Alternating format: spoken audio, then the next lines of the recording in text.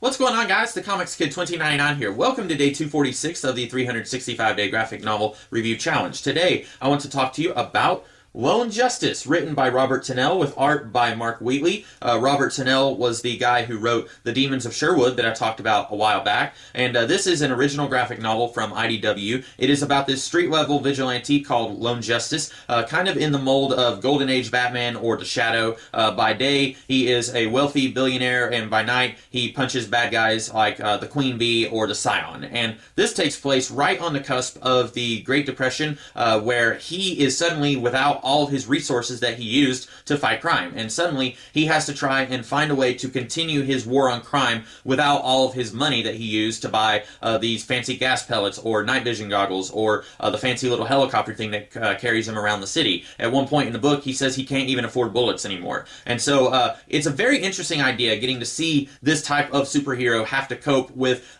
the reality of the Great Depression and having to find a way to make his war on crime work in a different way than it has always worked for him before. I really like the idea behind this book. Unfortunately, kind of like Hammer of the Gods, I don't feel like the idea is executed very well. One of the big problems of this book is the pacing. It's very, very slow. It's about halfway into the book before Lone Justice actually starts to seriously realize that things are different for him and he's not going to be able to continue fighting crime in the way that he has his entire crime-fighting career. The first half of the book, there's 2 or 3 characters whose only purpose in this book is to browbeat Lone Justice and say, you just fight for the 1%, we don't like you because you're an idiot. That's basically their only purpose in this book. There's 2 or 3 characters here who are basically just there to insult our main character and say, you need to get your act together. And I get it, we need to have a break in the status quo in order for the story to actually begin, but I feel like that needs to happen a little sooner in the book, not roughly halfway into the book.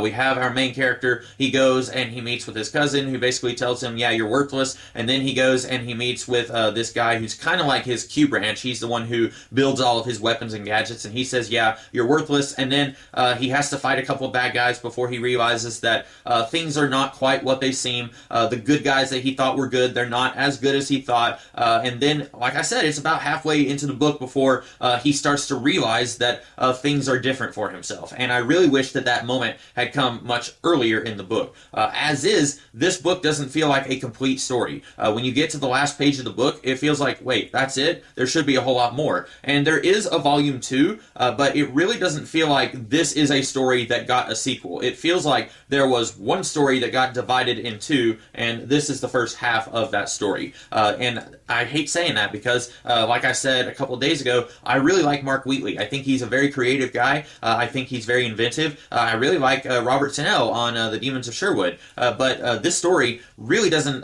live up to the promise that it gave whenever you see on the back, oh, okay, billionaire superhero guy has to cope with the Great Depression. That sounds really interesting, and unfortunately, it doesn't quite live up to that. There's not much else that I have to say about this. I don't have Volume 2 because whenever I read this first years ago, I didn't really like it enough to buy Volume 2, so I still don't have Volume 2. I think to support my theory that this was just one half of a story that they split in 2, you have this girl on the back of the book who does not actually show up in the book. There is one character who shows up for 2 pages. She is from Lone Justice's past life, if you will, and we are told that she was part of his life at once upon a time. I'm not entirely sure if she was a crime fighter or if she was just in on his secret, but we are not told that she was a crime fighter, so I don't know, maybe that's her, but that's kind of a problem whenever you are giving us half of a story and selling it as if it is one entire story.